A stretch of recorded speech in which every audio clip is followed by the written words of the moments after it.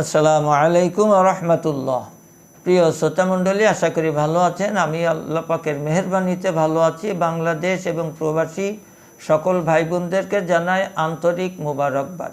হস্তমৈথুন করে লিঙ্গর 12টা বাজিয়ে দিয়েছে, লিঙ্গ ছোট হয়ে গিয়েছে, লিঙ্গ ভিতরে ঢুকে গিয়েছে, বাঁকাতাড়া হয়ে গেছে, রগগুলি ফুলে উঠেছে, টিস্যুগুলি মরে গিয়েছে, হস্তমৈথুন করতে করতে ধ্বজভঙ্গর রূপ নিয়েছে। আজকে তাদের জন্য অত্যন্ত গুরুত্বপূর্ণ একটা রেমেডি দিব। তবে এই রেমেডি গ্রহণ করার পরে শতভাগ কার্যকারিতা আপনি নাও পেতে পারেন, কারণ এটা প্রাথমিক।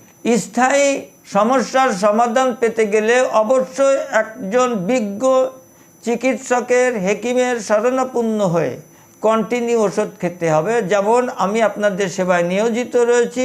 মহাশক্তি বাজিকরণ চূর্ণ এবং নাইট কিং পোস্টে হালুয়া, 2টা ওষুধ, প্রয়োজনে মালিশ, ভিতরের সমস্ত শিরা উপশিরা থেকে রোগের দূষিত পয়জন বাহির করে দেবে ওষুধে, পাউডার এবং হালুয়া। কন্টিনিউ যদি আপনি 3 মাস খেতে পারেন, যত জটিল এবং কঠিন রোগ থাকুক না কেন, ইনশাল্লাহ আল্লাহ আপনাকে অবশ্যই সুস্থ করবে। তবে অবশ্যই যারা ধূমপান করেন, অ্যালকোহল জাতীয় খাবার খান, অতিরিক্ত মশলা খান, এগুলি পরিহার করতে হবে। তা চলুন আজকে কি রেমেডি দিব।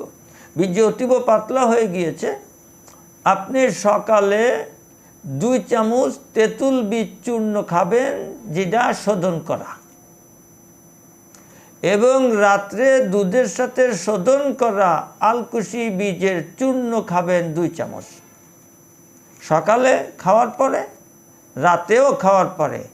তবে রাতে খাওয়ার পরে 1 গ্লাস কুসুম গরম দুধ খাবেন, এবং এই রেমেডি খাওয়ার পরে কমের পক্ষে 1 থেকে 1.5 ঘন্টা পরে আপনি ঘুমোতে যাবেন, এবং স্ত্রী সহবাস করলে 1-1.5 ঘন্টা পরেই আপনাকে করতে হবে। আপনি কন্টিনিউ কিছুদিন খেতে পারেন, ইনশাল্লাহ আপনি সুস্থ হবেন, আল্লাহ আপনাকে সুস্থতা দান করবে।